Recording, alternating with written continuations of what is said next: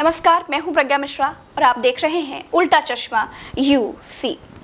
दोस्तों, इस बार महामारी में दिए नहीं लाशें जल रही हैं। दोस्तों, पूरे भारत में कोरोना से हाहाकार मचा था और हुकुम रैलियां कर रहे थे। देश कोरोना के आगे हार कर हथियार डाले खड़ा था।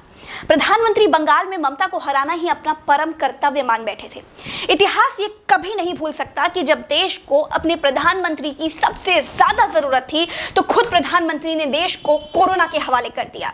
जब मुर्दों को जलाने का खर्च दवाई से ज्यादा हो गया तब प्रधानमंत्री रैलियां कर रहे थे। जब देश ऑक्सीजन सिलेंडर लेकर सड़कों पर टहल रहा था तब प्रधानमंत्री रैलियां कर रहे थे। सरकार को लगा भक्त तो बोलेंगे नहीं, मीडिया के गले में पहले से ही उनके नाम का पट्टा है। जागरूक लोगों की बोलने की हिम्मत ही नहीं है तो फिर टोकेगा कौन।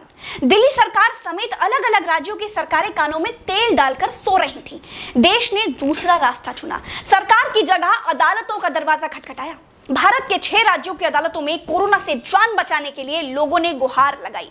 और दोस्तों, अब ऑक्सीजन आपदा पर दिल्ली हाईकोर्ट को कहना पड़ गया है कि अगर कोई भी ऑक्सीजन सप्लाई रोकता है तो हम उसे बख्शेंगे नहीं, फांसी पर लटका देंगे। दोस्तों, जिस देश में चुनी हुई सरकारें हैं वहां पर जनता से जुड़े हुए सामाजिक मुद्दों पर अदालतों को इंटरफेयर करना पड़े तो आप खुद सोच लीजिए कि सरकारें कैसा काम कर रही होंगी।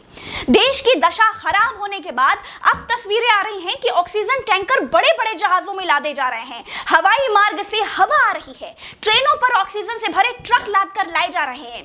मेरे भारतवर्ष को नेताओं ने वेंटिलेटर पर पहुंचा दिया है। सरकार को कोई टोक दे तो 3 कोने का मुंह बना लेते हैं, कभी कभी देशद्रोही बता देते हैं।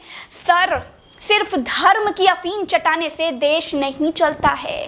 थाली बजवाने से देश नहीं चलता है। दिया जलवाने से देश नहीं चलता है। टॉर्च की रोशनी से देश नहीं चलता है।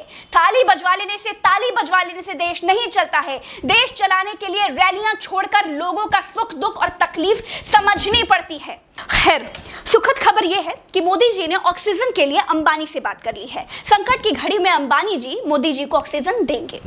मैं ये सब केवल आंदोलन जीवियों और देशद्रोहियों को कोरोना से बचाने के लिए नहीं कह रही हूं।